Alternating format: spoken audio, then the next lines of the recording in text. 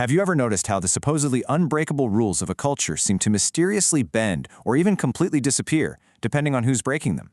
Today, we are diving straight into this explainer to unpack a truly fascinating collision of media, narrative control, and unwritten rules. We're looking at the ultimate law of the hip-hop streets: no snitching. But after analyzing a highly controversial interview between the incredibly polarizing rapper 6ix9ine and veteran street figure Big Bank, we really have to ask, is this code actually applied equally? Or is it selectively weaponized? Because as we're going to see, when it comes to certain rappers, the industry seems totally fine with just sweeping massive rat accusations completely under the rug. So, here's our roadmap for this explainer. We're going to hit setting the interview trap, the U-Visa defense, sweeping rats under the rug, the science project strategy, and we'll wrap it all up with selective industry hypocrisy.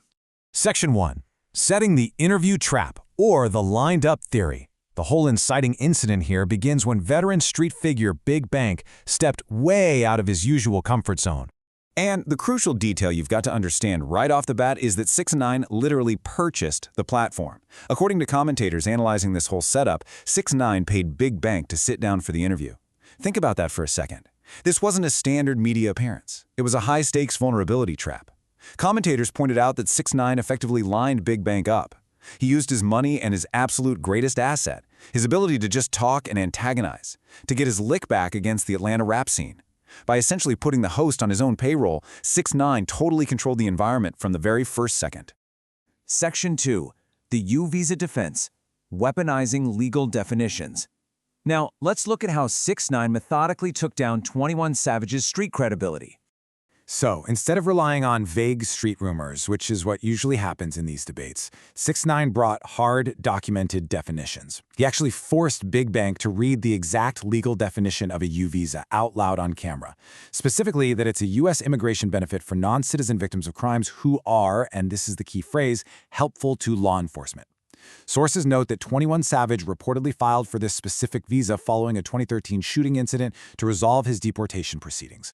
By weaponizing this exact definition, 6ix9ine totally cornered Big Bank. He leaned on the strict text of law to suggest that 21 Savage had agreed to cooperate as a victim to secure his residency. Big Bank was left scrambling, right? He's trying to argue that getting shot just makes you a victim, not necessarily a cooperator. But 6ix9ine's reliance on the cold, hard legal text left Bank with zero logical rebuttals. It was a brilliantly calculated move to force a respected veteran of the Atlanta rap scene to defend the potentially compromising paperwork of his own peers. Section 3. Sweeping rats under the rug. The climax of hypocrisy. Now this is where the tension in the room absolutely peaks. 6ix9ine suddenly shifts the focus over to the rapper Gunna, and he poses a burning question. Did the streets protect Gunna? Big Bank immediately tried to deflect the accusation away from his Atlanta associate. He claimed he hadn't really listened to the details or seen the paperwork. But here's the thing.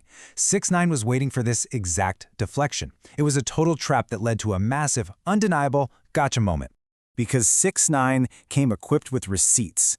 He pulled up a specific, real tweet from 21 Savage himself that explicitly stated, "We knew Gunner wasn't no gangster when he told the first time, and we swept it under the rug." Wow.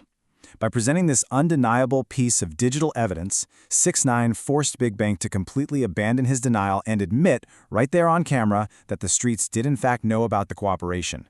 It completely shattered the illusion of a strict street code. It showed what we see all the time in mainstream PR.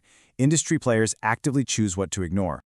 Just consider the stark juxtaposition for a moment.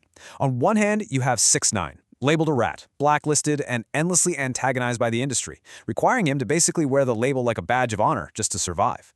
But on the other hand, we have Gunna, protected, defended, and explicitly, admittedly swept under the rug by his Atlanta peers. The strict consequences of the street code seem to just mysteriously vanish depending on who the rapper is and how much the industry likes them. And honestly, this completely validates 6ix9ine's central argument. Why is the energy so wildly different for him? Section 4. The science project strategy. The Mastermind Masterclass. So how exactly did an internet troll defeat a respected street veteran so thoroughly? Well, commentators referred to 6ix9ine's meticulous preparation as a science project. He didn't just show up to talk, he paid for the platform, brought exact legal definitions, prepared past tweets as receipts, and completely controlled the conversational pacing. One commentator, Wayno, even likened 6ix9ine's level of preparation to those intense debaters in Times Square who have rebuttals memorized for literally every possible counterargument. Big Bank walked into what commentators called a Nickelodeon-type set, an entertainment environment governed by data, shock value, and pacing, rather than the street honor codes he was used to. Further proving his science project approach, 6ix9ine even brought specific sentencing data to challenge the popular narrative that he alone toppled the 9Trey empire. He pointed out that while figures like Harvey, Mel Murda, and Shoddy received heavy federal sentences, an informant named CEO Chris, alongside a massive 5-year investigation, were already bringing the gang down long before 6ix9ine ever cooperated. 6ix9ine effectively utilized this data to argue that he was simply the most famous face of the indictment, definitely not the sole architect of the crew's downfall. Section 5. Selective Industry Hypocrisy, Shifting Codes and Consequences. As the interview progressed, it became overwhelmingly clear that Big Bank was acting way more in defense mode for his friends than as an objective journalist. The ultimate undeniable proof of this selective enforcement, Bank literally silenced the broadcast audio. He muted the interview for 2 solid minutes just to avoid discussing allegations against rapper T.I., clearly fearing the real street consequences that could come behind it. He was fine with tentatively agreeing about Gunna, but when it came to major Atlanta figures, he completely refused to engage. And why should you care about this? Because it shows that whether you're in a corporate boardroom or a rap interview, self-preservation and personal bias almost always trump any supposed unwritten rules of objectivity. Commentator Charleston White hit the nail on the head when he pointed out, "My guy came with honor, integrity codes on an entertainment stage and looked bad." Big Bank looked so vulnerable here because he tried to apply shifting, geographical street ethics to a cold, calculated, data-driven entertainment debate. 6ix9ine completely held the high ground because he accepted the rules of the internet age, while Big Bank was just left straddling the fence between being a media personality and a loyal street veteran. So after watching a respected veteran get forced into a corner by receipts, legal definitions, and his own peers' tweets, we really have to ask ourselves, if a code bends for the popular, does it actually exist at all? Or is it just a selective PR tool used to blacklist some folks while conveniently sweeping the indiscretions of others safely under the rug?